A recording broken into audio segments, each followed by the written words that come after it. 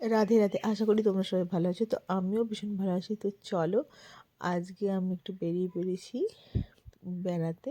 বেড়াতে বলতে, খড়গপুরে প্রত্যেক বছর শীতকালে তিব্বত থেকে কিছু কিছু লোকরা বিভিন্ন জায়গা, যেমন হলো আসাম, তারপরে তোমার জলপাইগুড়ি, এসব বিভিন্ন জায়গা থেকে বিভিন্ন লোকরা আসে, যারা হলো এই মার্কেটটাকে সেই জন্য বলা হয় তিব্বত মার্কেট। তো এখানে বিভিন্ন ধরনের হলো জিনিস নিয়ে ওরা আসে, শীতের ঠান্ডার জিনিসপত্র। মানে এই মার্কেটটা 3 মাস বসে, ঠান্ডার 3 মাস। তো তোমরা দেখো এই মার্কেটটাকে কত সুন্দর সুন্দর সোয়েটার, জ্যাকেট আর ঠান্ডার সমস্ত জিনিস তোমরা এখানে পেয়ে যাবে। তো অনেকেই আসে খড়গপুরে কেনাকাটা করতে। তো আমরা খড়গপুরের লোকরাও তাই আসি। তো গত বছর আমরা যখন সিকিম না, গত বছর গেছিলাম আমরা কাশ্মীর। তো কাশ্মীর যখন গেছিলাম তখন এই তিব্বত মার্কেট থেকে কেনাকাটা করে তারপর কাশ্মীরের উদ্দেশ্যে গেছিলাম। তো খুব খুব কম দামে ভালো জিনিস পাওয়া যায়। তো আমরা এখন এসে গেছি জগন্নাথ মন্দিরের সামনে। তো জগন্নাথ মন্দিরে দেখো, ঢুকতে না ঢুকতেই যে সামনে যারা বসে থাকে, তো ওখানে প্রতিবারই আমার ছেলে এলে ওদেরকে মানে টাকা দেয়, মানে ওর ভালো লাগে এটা দিতে। তো শুধু এই জগন্নাথ মন্দিরে না, তো আমরা রাস্তায় যখনই যাই কোনো ট্রেনে বা ট্রেনে, এটা ওর খুব মানে ভালো, মানে একটা বলবো আমি গুণ, যে ও সবসময় চায় যে সবাইকে হেল্প করার জন্য। তো এই কারণে ওটা দিচ্ছে ওর দাদুর কাছ থেকে টাকা নিয়ে। তো এরপর আমরা যাচ্ছি মন্দিরে। তো মন্দির তোমরা আগেও দেখেছো, তো এখন আবার দেখো যে মন্দিরের ভিতরটা কেমন। তো তোমরা যারা দেখোনি তাহলে অবশ্যই দেখো।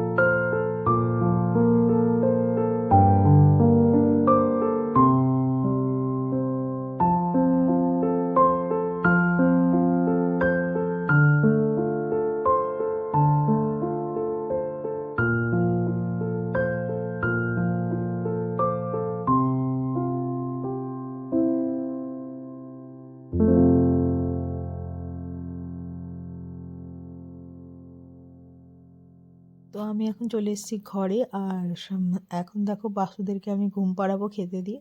আর ওরা নিচে এই কারণে, কারণ উপরের ছাদে আমাদের মালিকের কাজ চলছে, সেই কারণে এখন ঠাকুর আমার ঘরেই থাকে। তো আজকের মতো এইটুকুই। খুব তাড়াতাড়ি নেক্সট ব্লকে তোমাদের সঙ্গে দেখা হচ্ছে। তো টাটা।